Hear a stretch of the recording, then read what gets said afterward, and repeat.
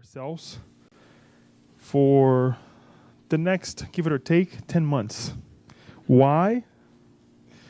This is going to be a series of talks that we will put together for about this book, Thought and Life by Emmanuel. The book actually has 30 chapters. We'll see a little bit. And what we would like to do is to break down into each session that we are here, we will cover at least 3 chapters, okay? But I want to go back to what we were just talking about. We already talked about thought. We talk about life. We see life, right, when we come here. And guess what? We're going to do more and more and more. Because that way, we learn more.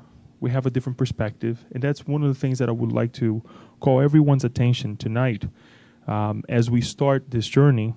When I say we, definitely we, because I would like to invite everyone, despite the fact that we will be showing pictures and a lot of the text as well, because I don't want certain things that Emmanuel brings in this book to go astray, not unnoticed or not noticed or unnoticed. I would like to invite everyone to really make this practical. How? As we were talking about it, as we're studying together, think of something that you can apply the teachings in your life. And please, please, please, please, do not be afraid to share. Do not be afraid to share. We will try to obviously open up for questions and answers as we do at the end. But during these sessions, we would like to invite everyone to stop, think, how can I use this in my life? Or how can I help someone? Not that we're going to go and slap somebody in the face. Oh, look what I learned, right? No, that's not the purpose.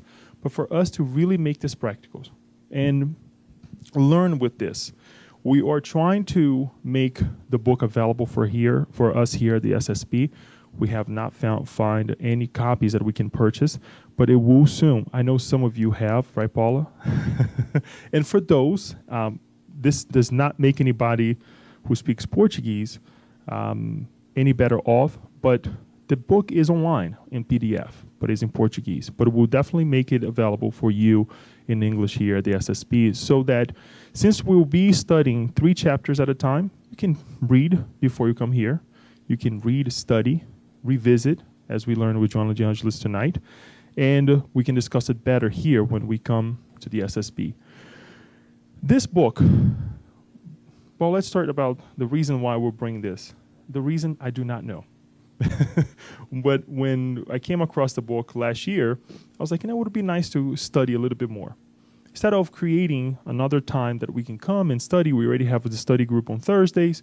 We already have something else scheduled on Mondays. We could create another day to come and study. It would be really beneficial to us. But why not create a series of talks that we can go study, digest, really put into work, and then perhaps in the next session, when we start the next 3 chapters, we can kind of go back into some of the aspects and say, you know what, I applied this in my life. Now it's working better. Now I try to do this, right? It would be nice. But the reason why we're here today, only God knows. Only God knows. The book, again, let's give an example. Imagine if we are in the spirit realm, right? And one of us say, you know what?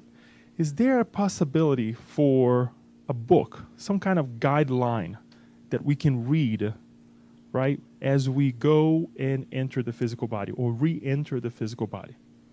That's exactly what happened with Emmanuel. He was asked to present some kind of work that would be practical for people as they're reincarnating, they're going back to the physical body, they're near reincarnation, and apply it.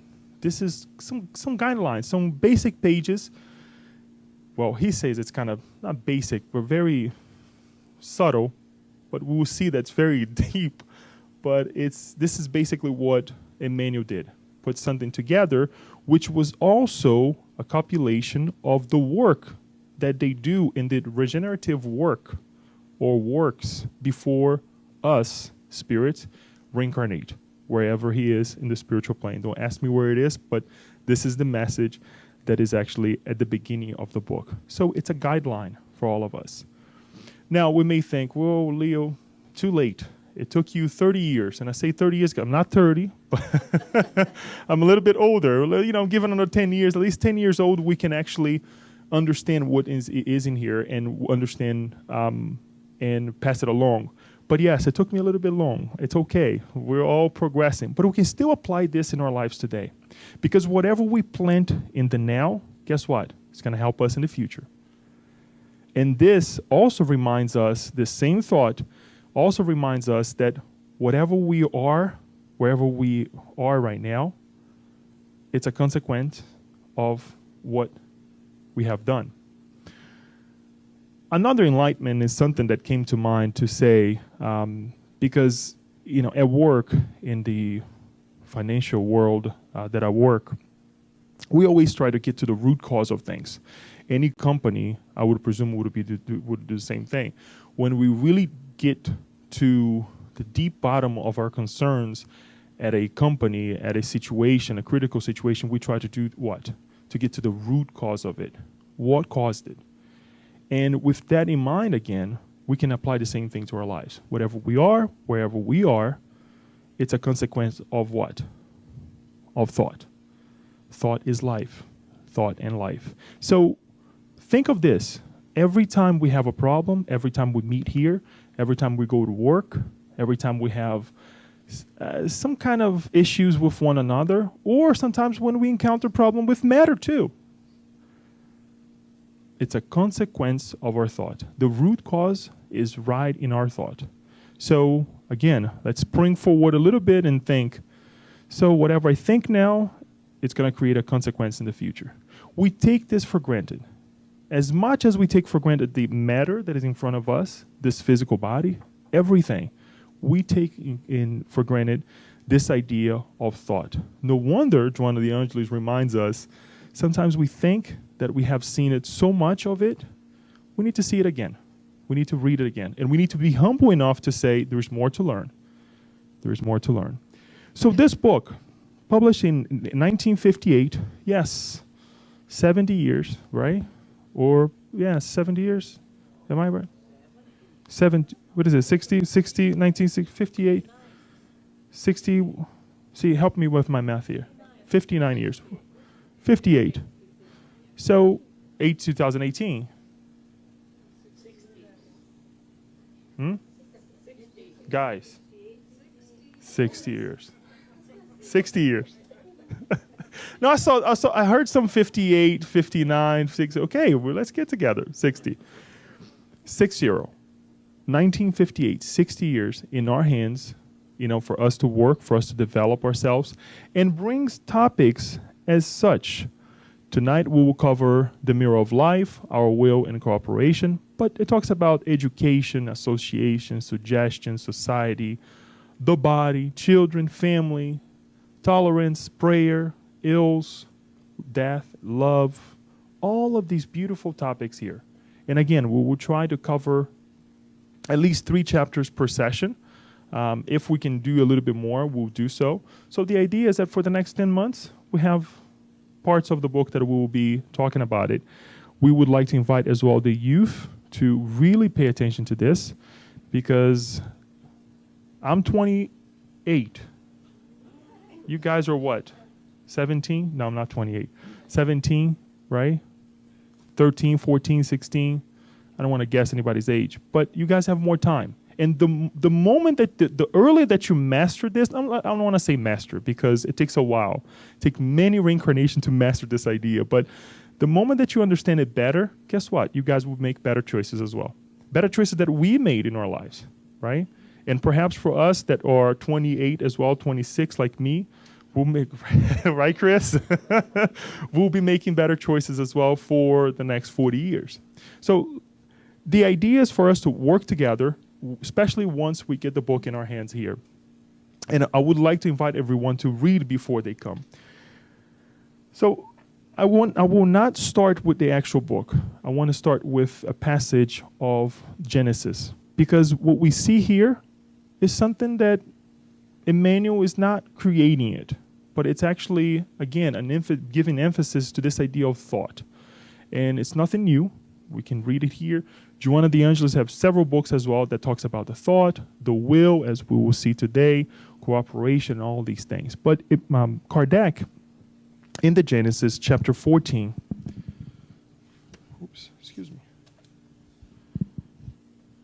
has a passage on chapter 14, item 14.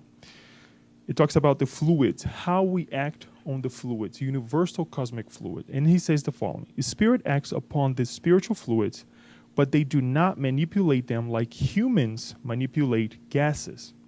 Instead, they use the help of thought and will. Thought and will are for spirits what hands are for humans.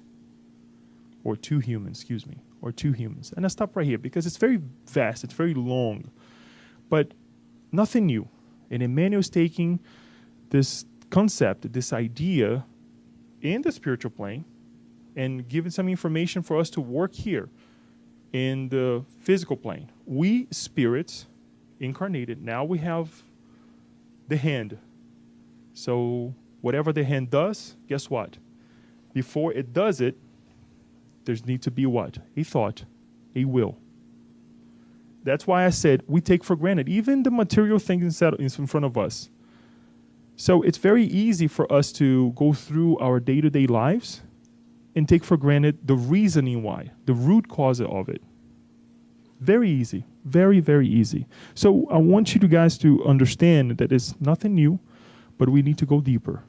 And we brought this passage to say, look, there are other parts that we're going to be studying that we can go deeper into it when we talk about, for example, work, when we talk about society, when we talk about the physical body, that we need to go back and even our science, conventional science nowadays is helping, is already up there, giving us a push to say, there's more that we can learn. But let's go on with the actual book. We would like to start with the first chapter that is entitled The Mirror of Life. Bear with me. There will be, like I said, parts of the book that I would like to read and we'll bring on the screen and we'll make the parallels that we'd like to do with our lives. The mirror of life. The mind stands as the mirror of life in all places. And then Emmanuel says the following.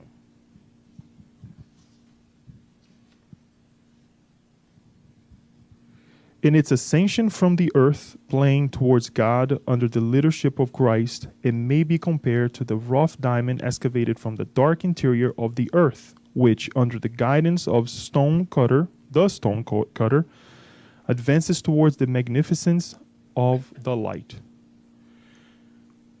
Stop right here. So we're here. Every time we think, every time we receive, we communicate with one another, we're receiving something. We think that, oh, it's just me, it's just Leo. We're vibrating. And every time I do something or I say something or I think of something, I'm vibrating and I'm receiving it back.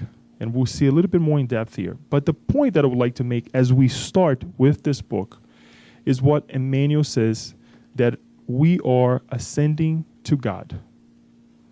We're given the opportunity to have discernment. We will talk about the will later on, to make choices, unlike some other animals on planet Earth.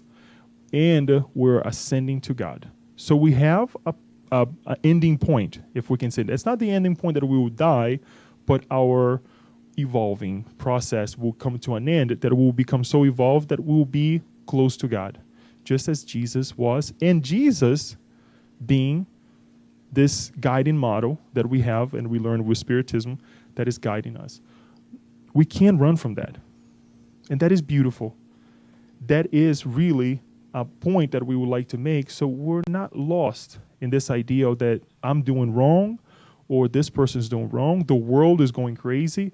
There is no more way out of this. We're all going through this.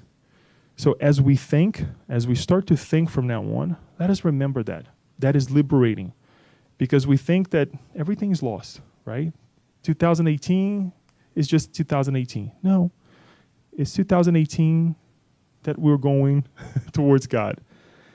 And hopefully that will be the case for all of you as well. We recognize the heart as the reflection, as the brain, as the reflection, as the brain, as this in the brain as the center of its undulations, generating the force of thoughts that can move, refinement and sublimation. Let me just make sure that I got the right information here. I am so sorry.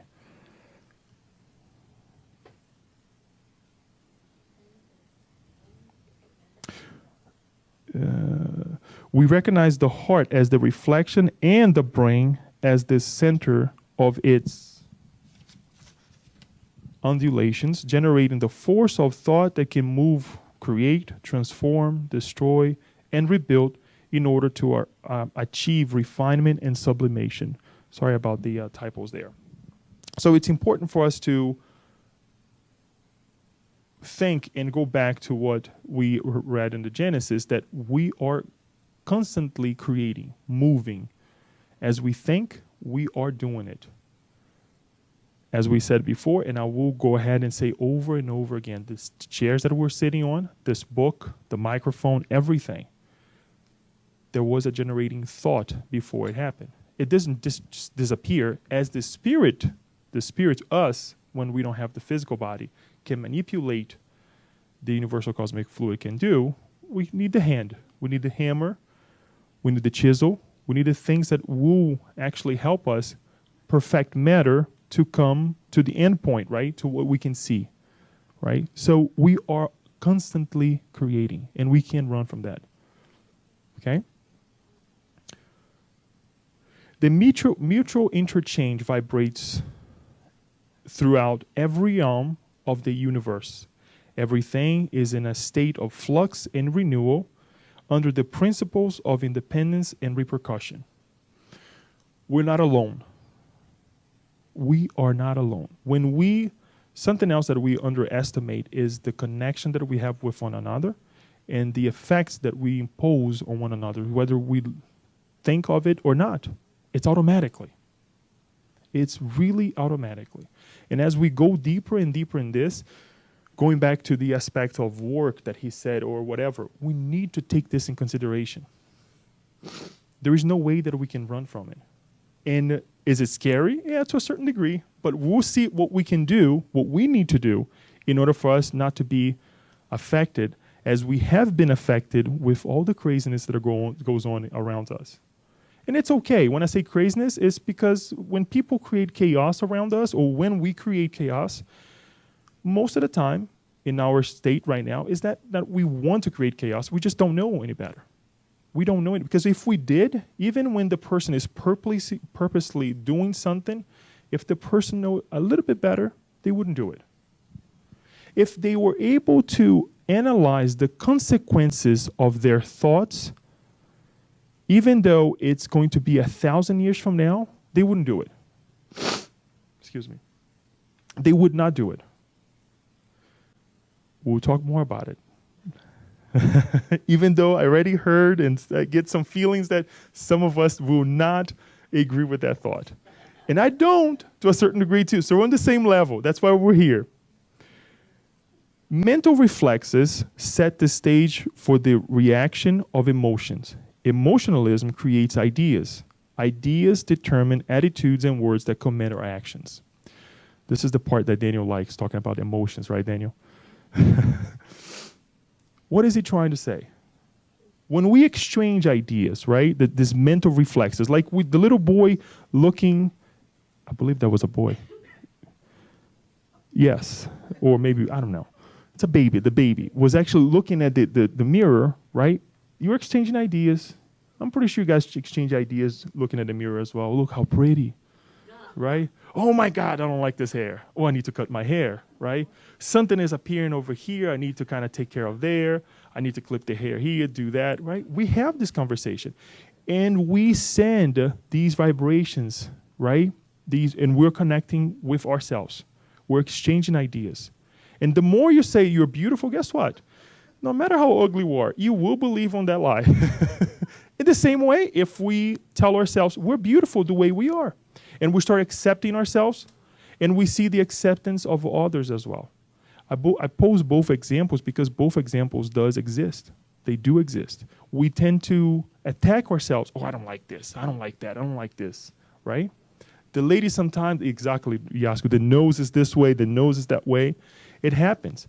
Until one day we say, enough is enough. I'm not going to call myself ugly anymore. I am who I am, and that's it. Whether so-and-so likes it or the world doesn't like it, I don't care. I like myself. We have to respect ourselves. So I didn't say purposely calling anybody ugly.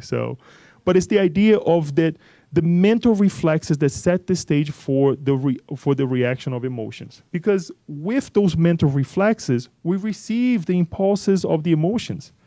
And then we do what? We react, right? Creating other ideas, and then we create actions that perhaps are not so in accordance to what we study here, to what the individual learns at church or with the mother or the grandmother, but in society acts completely differently. The emotions that we create under this reflex. We're talking about ourselves looking in the mirror. Imagine when we do that with one another.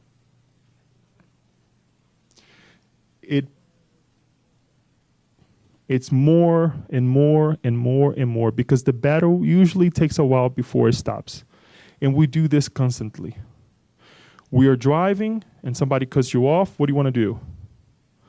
The emotions, you want to pass that person. You want to go faster. You want to do this. You want to prove that your car has a better engine. And it goes on and on and on until somebody reacts or until something happens, right? That's why the actions, as we learn, have what? Results that perhaps we have to work through many, many reincarnations for us to make it right again. Everything starts with the thoughts. Excuse me. And here's the roadblock, which is good to an extent, but it's also very detrimental to us. No one can transcend the resources of their own mind beyond the level of progress they have already attained by mere improvisation. However, we are all affected by each other's mental reflexes according to our capacity of assimilation.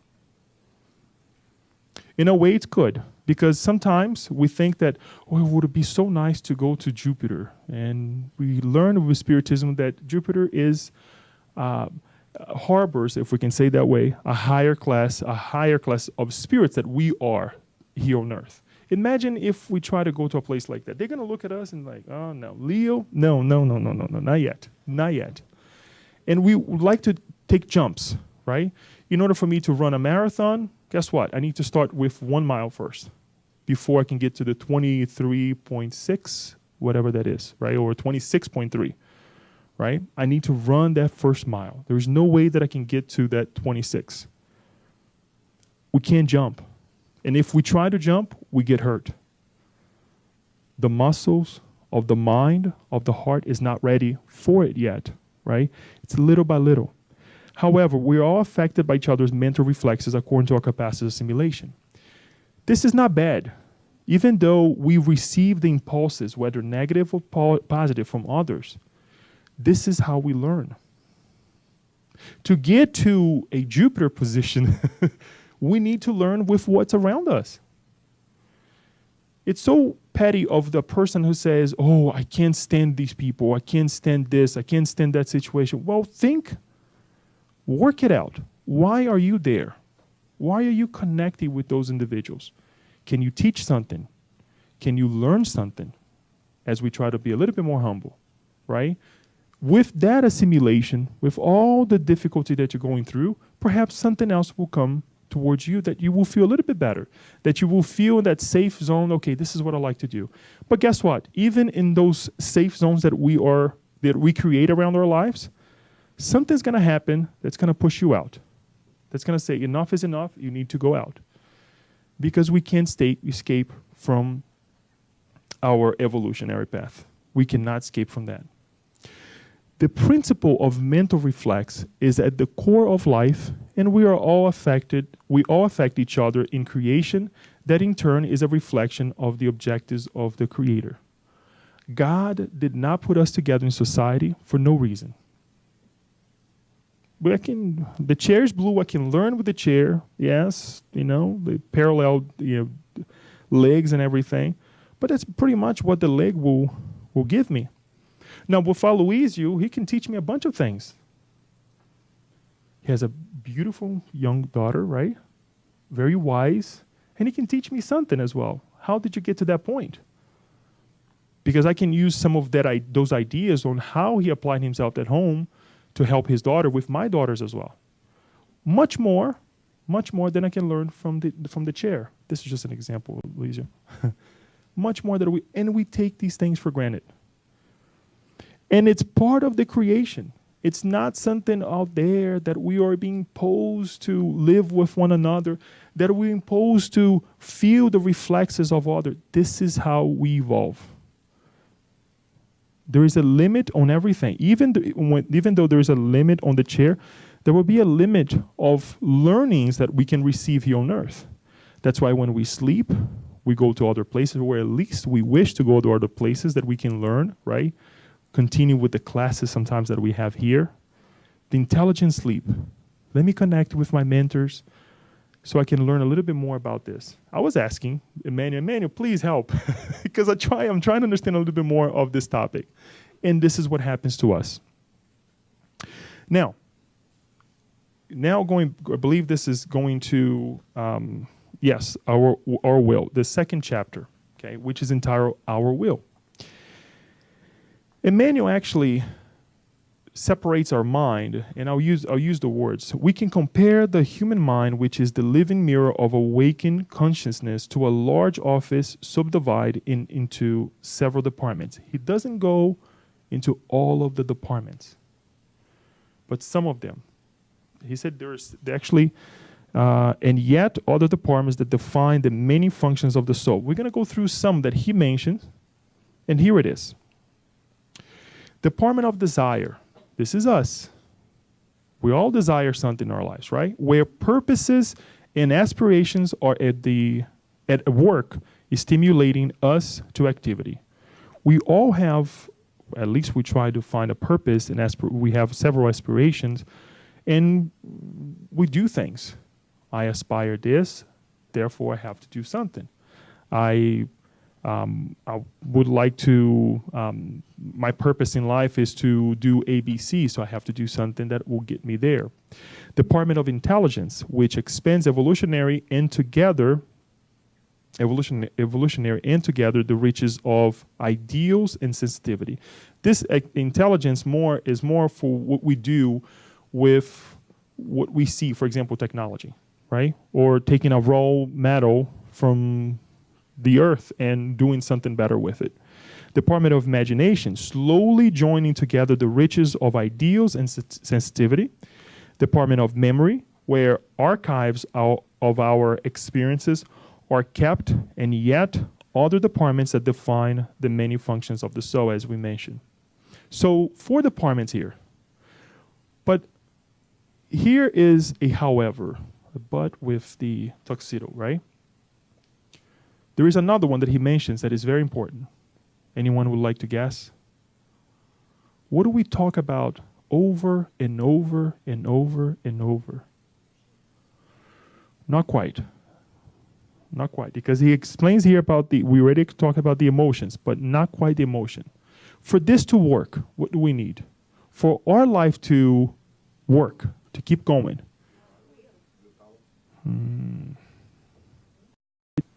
The cabinet of the will. The will is the enlightened and vigilant manager that supervises all sectors of our mental activities. Joanna de Angelis have mentioned that I believe in Happy Life, that we have to exercise our will, right? Exercise it. And if you can't get certain things done, keep trying. We're not exercising our will hard enough, and we have to do so.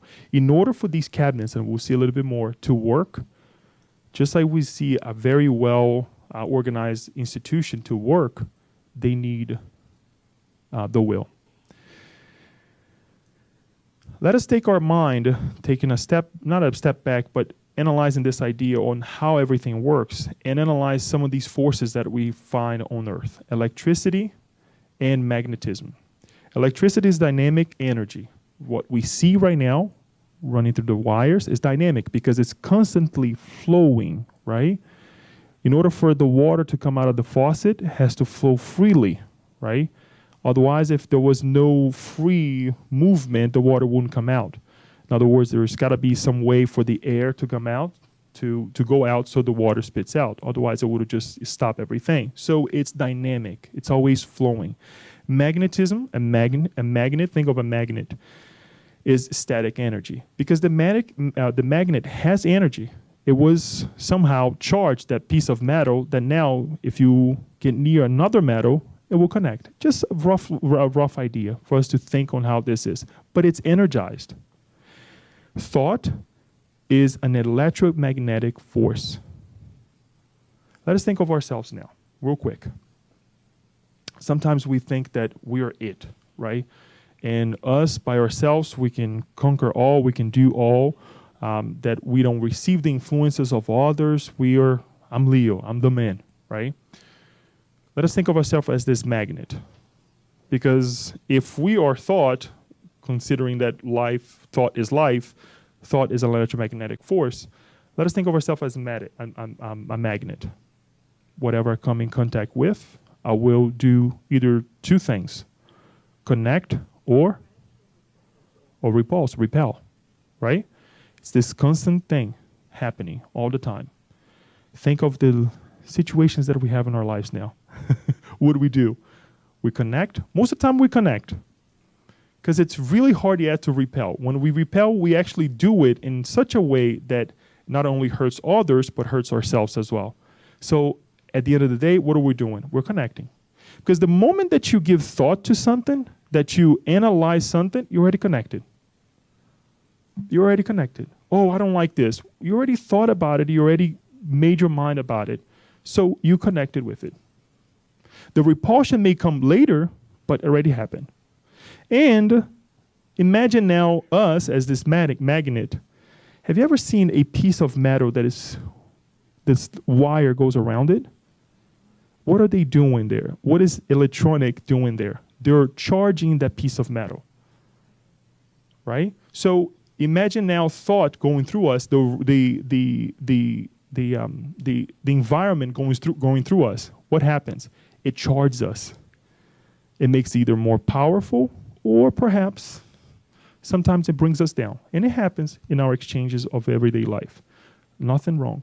But to see how our surrounding is already showing us all the concepts that we have in life, it's already showing us what we're going through. And this is not bad. The problem is, how do we control it? The issue that we have is how we control thought. How do we control this force? Electromagnetic force. Thought, electricity, and magnetism join together in all the manifestations of universal life, creating gravity and affinity, assimilation and dissimulation in the multiple fields of form that are used by the Spirit in its pilgrimage to reach the supreme goals outlined by the divine plans.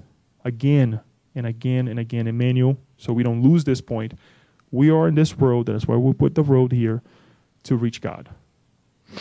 In our interactions, in our difficulties, day-to-day difficulties, we are reaching to God. Sometimes we take for granted the things that we learn in, basic math in school. And later on, we realize how wonderful it is to put 1 and 1 together. Some people may not know that 1 and 1 is 2, and we take for granted. How many of us, sometimes we learn something from the grandmother that later on in life, you will say, oh my gosh, my grandmother told me this, right? We say this because the little that sometimes we think it's so little, so petty, guess what? Will save life later on. And we are in the ascension to God, to our Creator. We don't want to lose focus of this because, again, in order for us to think well and to be well, right? Because the being is the product of thinking first. We always have to connect with our Creator. We may not understand God well, but we do understand the good people around us. the good things around us. We can at least discern that part. And the more we do, the better we'll be in our lives. And then Emmanuel brings this idea of the rudder, right? The steering way. That's why we brought this huge rudder over here. This is actually the propel of a huge ship, and the rudder right behind it, giving direction when he says that the brain is the dynamo which generates mental energy according to its own capacity of reflection. However, within the will, we have the control which directs in this or that way. So establishing causes that will determine the problems of our destiny. Remember when we talk about the emotions, our reactions towards one another and towards ourselves? And when we act freely, not really thinking, to put in other words, we're not using the will. Because perhaps the reflex, Chris can say something to me, and I can say, okay, that was a blow, but I'm going to use my will to steer my emotions to a condition that, number one, I don't get upset. Number two, I don't get upset with him because he's also ascending to God. He may not be wise enough at that moment to say something that is detrimental to himself because, remember, he's in front of the mirror. He's not just talking with Leo. He's in front of the mirror. And I'm giving an example to Chris, please. And he's also talking to me. The third thing that I would like to invite everyone to think about is that perhaps he said it to himself, perhaps he said it to me, but this vibration will affect the whole universe. And that sometimes we take for granted as well, the collective calamities that we have in our own earth. How does it happen? Why is those group of people involved with A, B, and C that happens? Are they unfortunate? Does these things happen just because? I don't think so. There's got to be a much bigger reason for it. But again, the rudder. Remember the rudder. On a big ship, sometimes you have seen this on Facebook or perhaps on YouTube, or you can Google it. When a huge ship, they are on the sea and there is a great storm, you will notice that the ship, they always travel against the waves. They will never go sideways. The waves are coming this way. They're not going to go this way. They're going to face it right towards the waves because that's the only way that they can actually go through the waves. Whether the waves actually go over them in some of these ships, some people get horrified when they see it, but this is how they travel. Airplanes, when they go up or when they go down, they go against the wind. They never flow with the wind. They always go up and down against the wind. So think of these two analogies. When we go through something, let's face it. It's not that we're trying to be brave here, but let's stop and think. How can I steer my emotions? Am I going to run away? Sometimes you have to take a break. Yes, sometimes we have to think and stop, but we need to face it. The best way for us to face a situation, face a fear, is to go through it. That's why we go through several types of helps that we can find now on the planet Earth to say, okay, perhaps we're not going to face it right away, but what caused it? How can we analyze the situation? How can we see it differently, right? But let's face it, the rudder. Let's not let emotions just take control of ourselves, but really remember that our will is the rudder of our emotions. We go back again to this idea of the will, without which, remember the cabinets or the departments that the Emmanuel mentioned, department of desire? Look what happens if we don't steer with our will. Desire may err and go astray, incurring debts, requiring centuries of suffering and restitution because of our petty desires. Department of intelligence. Intelligence may be caught in the vices of criminality. Department of imagination. Imagination may create dangerous monsters of darkness. And then finally, Department of memory. Memory, although faithful to its functions of registering what it receives, in conformity with the destination given to it by nature, may fall into deplorable neglect and inefficiency. We need will. We need to exercise the will. It's hard to get up in the morning.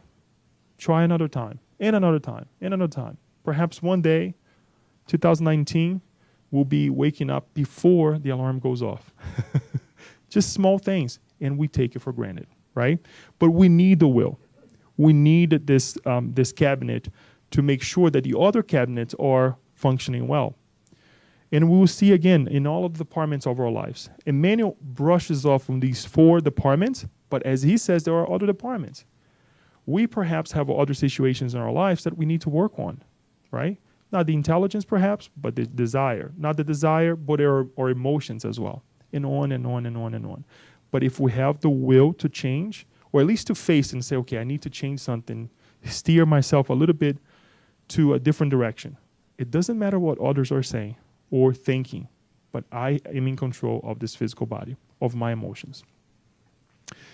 To finalize this part of the will, only the will is sufficiently strong to sustain the harmony of our spirit, of the spirit, of us, each one of us. If we want harmony, let's exercise our will. If we are not able to sleep well, and I'm bringing harmony right now with some of the issues that perhaps I came in contact this recently of not being able to sleep, not myself, but we need to create a schedule in our lives. I go to bed at this time, right? And I try to wake up at this time. Try to create a schedule that perhaps that we will, able to sleep better. Or I need to do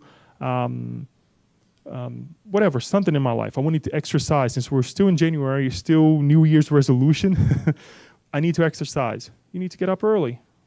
Perhaps the first week is going to be miserable. But afterwards, if you do so and you apply your will on what you already thought, guess what? It's going to work out. The different departments, everything will connect with you. Even your schedule, say, oh, now I have time for it. You always had time. You just made a schedule. Everything's working out for you now. Of course, it cannot stop mental reflections. Very important. If anything, let us listen to this. Of course, it cannot stop mental reflections whenever these are produced by contacts with others, because attunement is an unbreakable law. But it can impose disciplinary control over the elements it governs, so as to maintain them cohesive in the service of goodness. In other words, what Rita thinks of me, or whatever she puts towards the universe, I can't stop. We can't stop. We're thinking this dynamo, as he said. We cannot stop people from thinking. The same way we cannot stop thinking. Now, what I do with it is completely different. And this is the catch, right? How do I react to everyone else's impulses, ideas, reflexes? How do we do this? We have to apply our will. This is how we're going to steer our boat, our huge ship, to make sure that we're facing whatever we have to face, because we're not victims of the universe. We're here together for a reason. The same thought that allow me to have this physical body or go through the difficulties that I have to face in this physical life is the thought that put us together here tonight, right? And that is good for all of us. That is positive for all of us. We don't want us to take this in a negative sense or to be always at guard, but to do this right here, to have this harmony. To have this harmony. Don't think that harmony that we will have on earth is sitting at the beach doing yoga all the time, but it can be a lot of the times when perhaps we utilize our will to do what? To meditate a day. 10 minutes a day, perhaps 5 minutes. We talk about vastly, right, last year about the idea of meditating, find this moment for ourselves. It may not be every day. Some days will be, oh gosh, I have to stop and pray. I have to stop and meditate. But if we apply our will, you will have that opportunity. So then we come to the conclusion at our 3rd chapter, which is really interesting. And Emmanuel, again, uses the analogy of an institution, right? Some kind of, we can put any kind of business, right? And he says the following, because we think this idea of will, and it's all about me. It's all about how I desire, how I choose. But even in the will, we need the cooperation. But listen to this. In order for someone to successfully and efficiently administer an important organization, it is not enough to have been nominated for the position. That boss, that person who has been nominated, needs to have some elements that, number one, qualified him to get to that point, right? Sometimes it's not just to be strong. Sometimes it's not to be imposing, but all the qualities that perhaps will be necessary, look what I'm saying now, will be necessary to do that job. We don't see this often. We see a lot of people being nominated for a lot of things, or sometimes we nominated ourselves for a lot of things that we're not on part to it, right? It's very simple for us to look around but that's not point fingers because we have been there and we don't want ourselves to be there later on. But it's for us to analyze that perhaps if somebody's there, they will learn. One day they will learn. The thing is, let's not be those individuals. A combination of many excellent qualities needed in order for an enterprise to consolidate and prosper. To administer requires not only authority, but also guidance and discernment. Not only are theory and culture needed, but virtue and clear judgment, as well as a sense of proportion. Sense of proportion. That alone really gets us all confused. But we want to take a step, open a parenthesis here, and utilize this idea of like an economist. And we see this is a picture of Adam Smith. I actually have mentioned of Adam Smith here before, an economist and a philosopher as well. And in this book of the inquiry into the nature and causes of the wealth of nations, Adam Smith, as an economist, it brings example of a pin factory, right? Like actual pins, the pins that we used to, in the past we used to, put the clothes together and all those things. Sometimes we still use it, but let us think of producing one pin. It's very easy for one person to go and produce one pin. Now let's multiply the necessity of one pin to thousands of pins, right? How do we do it faster and we do it well? Not with one person, but several individuals. And we break down the tasks of, let us say 4 tasks, for example. We get the wire. We have not only to strengthen the wire, which is one task. We cut the wire, right? The second thing that we have to sharpen the end, and then we have to attach the head, right? One person doing all these 4 functions, it would take forever. Can it be done? It will be done. But if we have now 4 individuals doing each task, perhaps we'll get to those 1,000 pins much faster, right? Very simple. Society thinks this way for thousands of years, but we take it for granted. When we look around all the things that we have at our disposal, we take for granted that we need cooperation. We take for granted the work, the hard work of women, men, whatever, that is out there doing for us. Yeah, we paid a price for it, we worked for it, but hey, if they weren't there, perhaps we didn't even have pins because the demand would be great if there was one person creating one pin. Just for us to think on how thought out, how skillful, and how the amount of work that there is on earth right now for us to be here. In the physical plane, now let us think on the spiritual plane as well. Because we are also a product of God's thought. Just for us to take the small things of life and for us to connect with the macro. We're talking about synergy, and I put this down here, which synergy is the interaction of or cooperation of 2 or more organizations, substance, or other agents to produce a combination effect greater than the sum of their separate effects. Even our physical bodies. When we're doing certain movements, right? One muscle does one thing and the other muscle does the other. So we can actually move this synergy in our bodies, in everything that we see in our day-to-day lives. I brought this quote that Adam Smith brought as well, and I know Yasko will not like that much, but listen to what he said. It's not from the benevolence of the butcher, the brewer, or the baker that we expect our dinner, but from their regard to their own interest. Even though There are people on earth who thinks that they can do things by themselves and they are the best at it. Guess what? They need someone else to buy their product. It's true that a lot of people, they organize themselves that, okay, I'm going to sell this product. I'm going to create this because I need something back, right?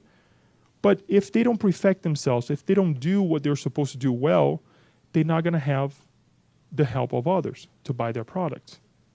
But even though that situation starts very selfishly, right? We start our thoughts, our lives selfishly. Guess what? There will be others looking at us and saying, you need to change this or you need to do this way, right? When we get out of here tonight, I'm pretty sure you guys will have a take of the talk that will be different from the others. And perhaps things that I could have done better, that's why we're going to be doing this together, to improve in the future.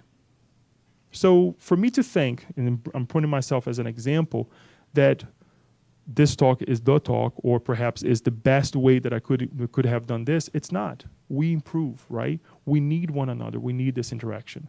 Enough with this idea of interaction, because I think we get it. We're not alone. In our innermost world, our will is the captain who cannot afford to neglect his duty. Just as an administrator needs the help of good and honest co-workers, likewise, the will, now we go back to the will, cannot do without ponderation and logic as respected counselors in decision-making processes.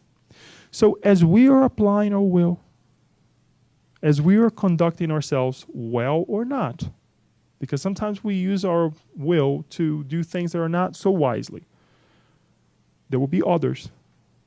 Because naturally, as we're thinking, as we are conducting our lives, we're doing what? Creating reflexes, right? We're looking in the mirror. We're actually using others as mirrors as well. And we will get impulses back. I don't like this. I don't like the way you behave. I don't like what you said. And that's so. And that's great to know that we have this cooperation, whether we like it or not. Because sometimes we don't like the ideas. Who said what about criticism? John? Joe, okay. Joseph mentioned, right? The criticism, the idea about criticism, right? Criticism sometimes. Yeah, sometimes it's pretty harsh when we receive it. But we like to criticize. We love to criticize. We love to put the taste. A friend that every time we are eating something, the person loves to say, it tastes really well, but a little bit more salt, it would be great. It would be perfect. Okay, so then it wasn't perfect. Okay, and we take the comment well. We understand. It's okay. But it's one of those things. We like to make our comments. We like to bring our cooperation to the world, right? It's not easy. It's not easy. In order to function properly without any breakdown of harmony, the will in its individual state needs to make use of cooperation in order to clarify its activity, and it's do so. Right? We often say here in the Spirit Center that it's always good that we have some of our not so close friends, because they're able to tell us things that our closest friends wouldn't say, right? You need to change this. I don't like the way you acted. Whereas some of our friends are like, oh, it's just Leo. Don't worry about him, right? But some of the people that, quote unquote, may not like us so well, they're going to come to us in full force and say, I don't like this. And we think, because it does create that emotion on us, because especially if ended, it's going to create that emotion that, okay, maybe yes, I need to rethink about this. Sometimes we may come in contact with others that say, I don't care what this person or that person said. Believe me, they do. The emotion was steered. Perhaps they're not paying attention to it now, but later on, they will analyze things a little bit differently. Hopefully, it's not going to take the millennia that Emmanuel mentions, because it happens. Some people, they just say, oh, I don't want to deal with this right now. I'll have to deal with, later on in life. I don't care. A lot of people, when they come in contact with Spiritism, that we talk about the next life, They're like, oh, I'll think about this in the next life. I'll learn about spiritism in the next life. Since you told me about the next life, I don't want to deal with it right now. I want to deal with things here on earth. It happens. It's common. Whether they say it, verbalize it or not. We are utilizing the pictures of the bees, right? The bee, because it's to receive the honey, we need the bees. We need this cooperation. And this is the beauty of how we live with one another. Spontaneous cooperation is the supreme ingredient of order. When we do things without a hidden agenda, when we do things for the benefit of all, that yes, I have my bread that I would like to sell as a bread maker or a butcher or whatever, as we saw with Adam Smith, but I know that I need the other person, so I will perfect myself. What am I trying to sell as far as myself to the world? Because we do this. One of the topics that I came across last year with a discussion that we were having in school was about one of the aspects of selling your products, and the question was very interesting because what are you trying to sell? And what the professor was trying to get into it is how you sell yourself. And this happens naturally.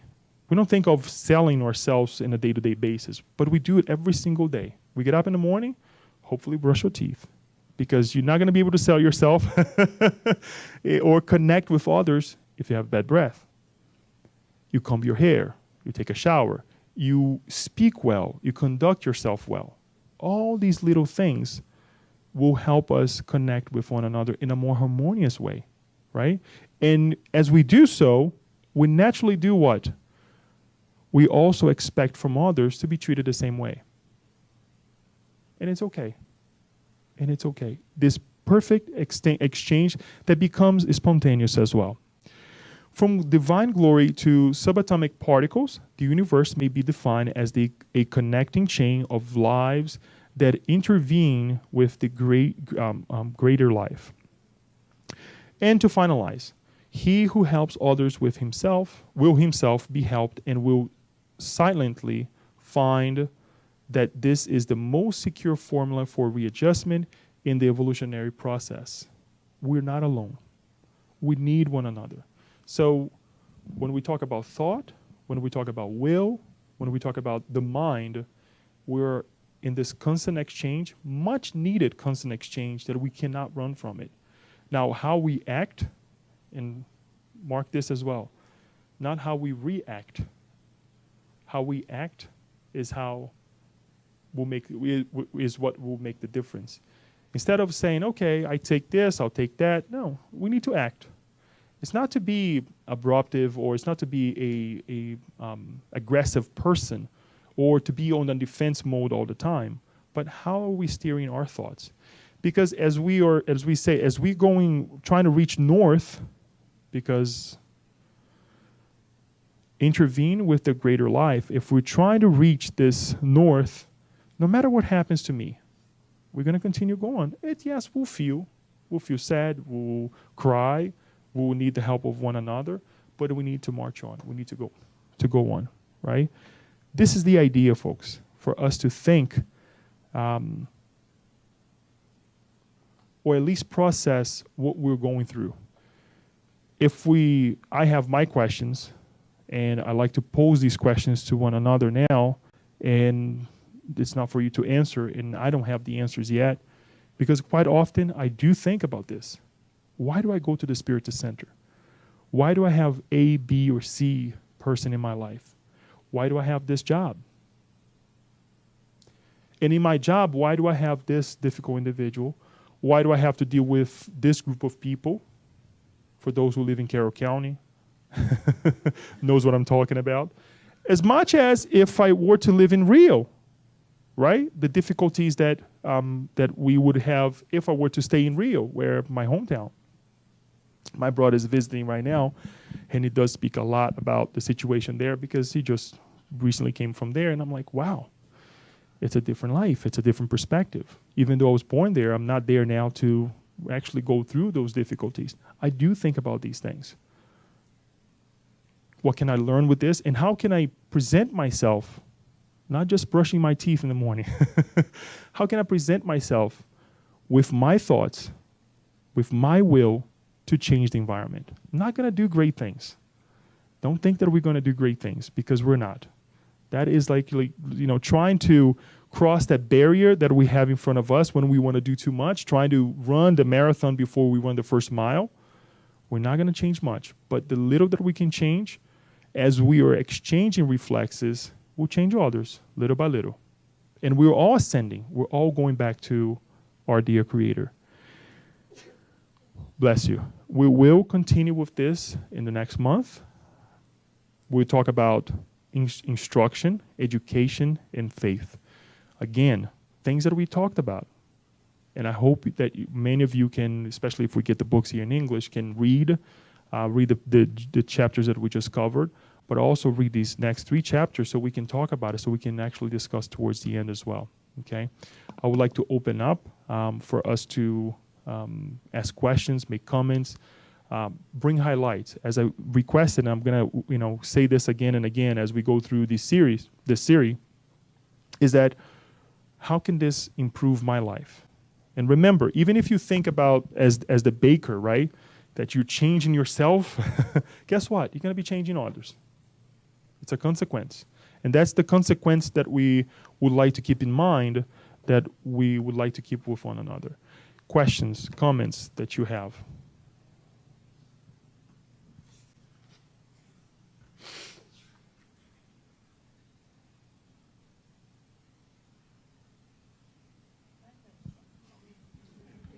Yes, go. Excuse me. Maybe, but let me choose some. That was a good topic.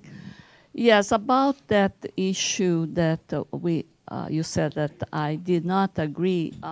It's because we discussed a little bit on Thursday about this business that when you have you're an entrepreneur, you're thinking about the profit.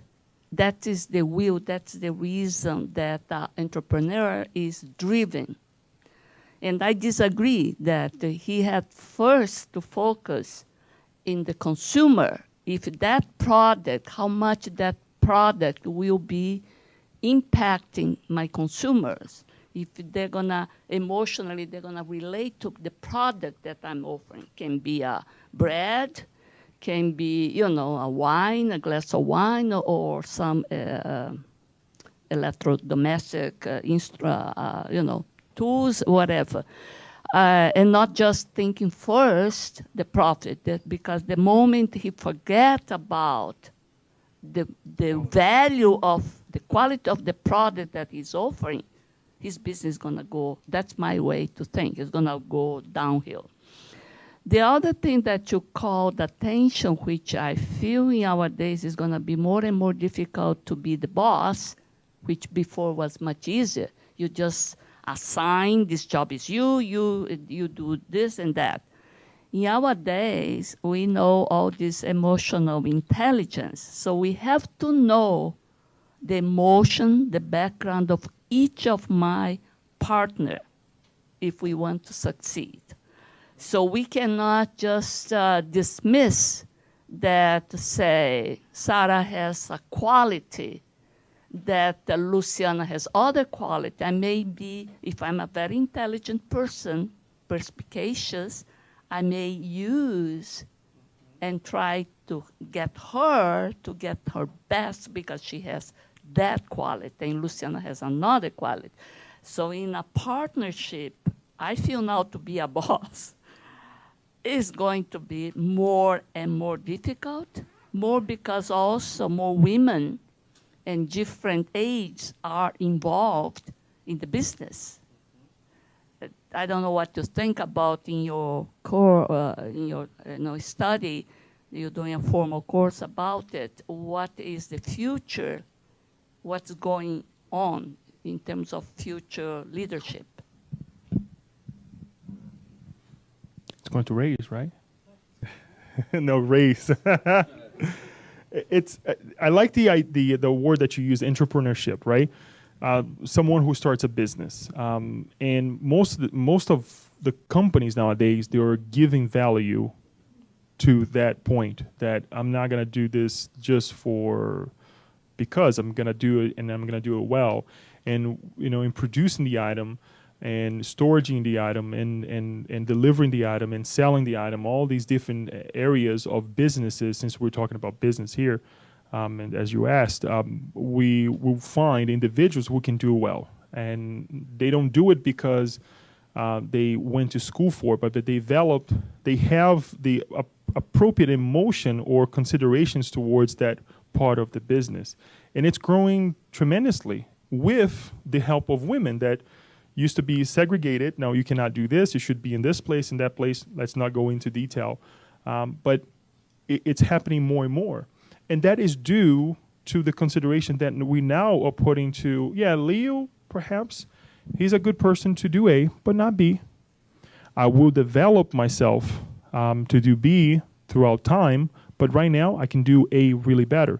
And that's how we, as not only as individuals, but as societies as well, we produce certain items and we buy, and we produce and sell certain items, and we buy other items from other countries because they can do it much better than ourselves. That's how we exchange, and that's how we import. That's how we export as well. But this, I'm glad that we're looking into this state up here, like in the macro, right? Because everything starts with this simple analysis that you mentioned. That yes, perhaps I don't have to be hitting the table or the note the same way. I can do it in different ways, and I can do it much faster, and I can do it much better. Be much more effective with our lives.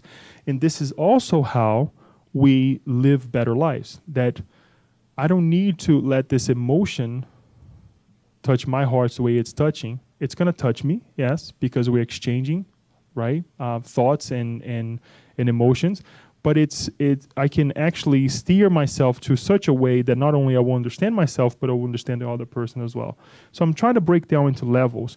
And yes, I did utilize the example that we talked about on Thursday, again, to exemplify for some of us, or for all of us really, on how things perhaps started back in the day, the cave time there, where people were just, look, I have this product I need to sell. I want something for me. Even though that individual is thinking about themselves only, it's just an exemplification that we need someone else to buy the product. And if I want to do this repetitive, guess what? Yes, you need to respect others. And we have reached that level. And we reach different levels that I cannot even conceive yet or understand. I'm just going to tag in some thoughts I heard last night with that new program, Christian Amanpour. I cannot pronounce her last name. She's what is her name? Amanpour? Yeah, it's close.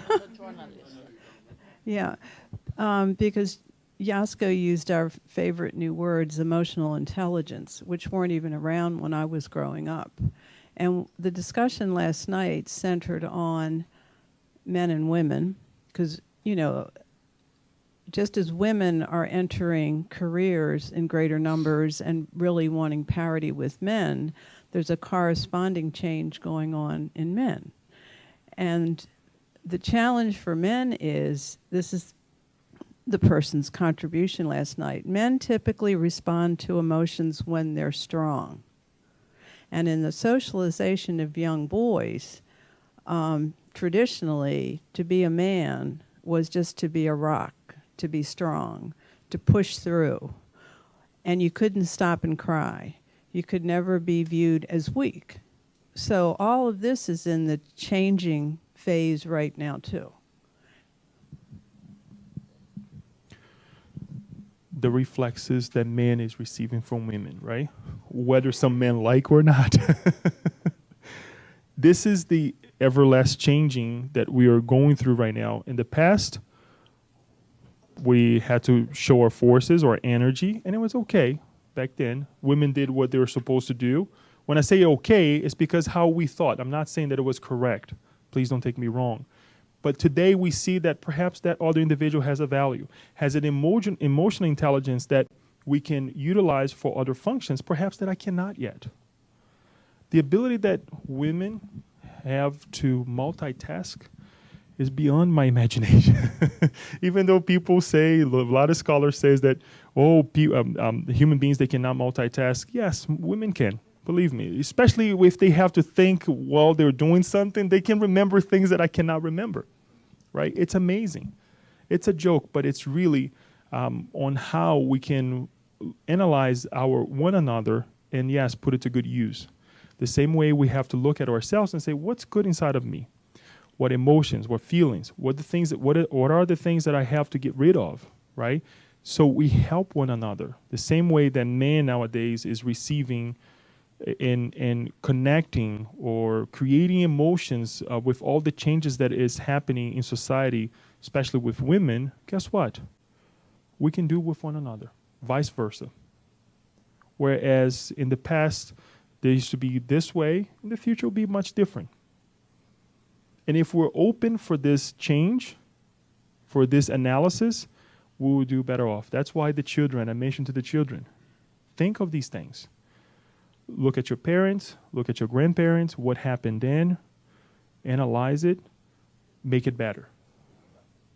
Adapt, right? Make it better. Because hopefully we made it better than our parents, and our parents did better than their parents, and so on and so forth. I think we did. Let me put it this way.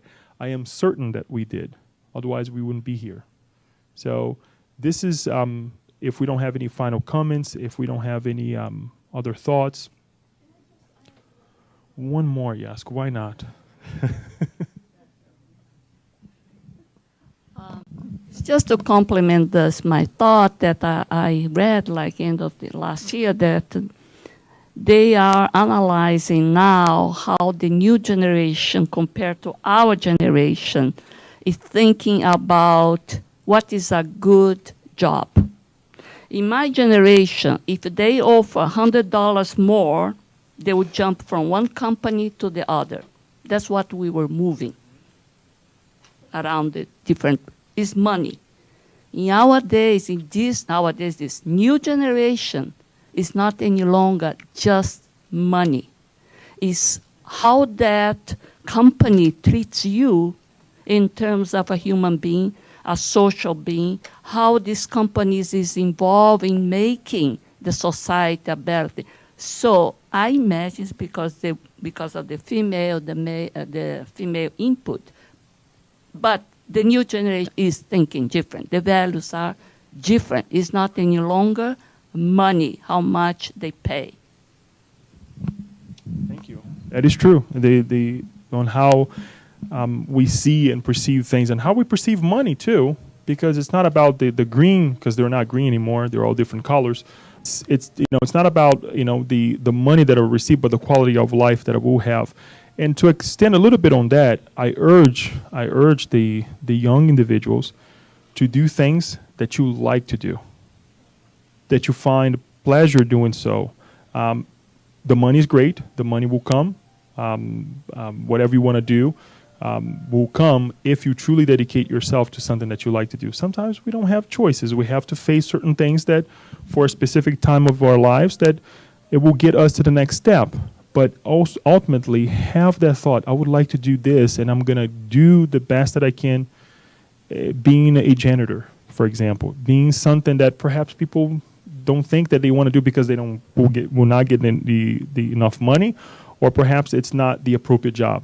If you do it well, and do something that you like. I think that's a good idea for us to change. And we're going to talk about work a couple months from now, and we will see that how important this is.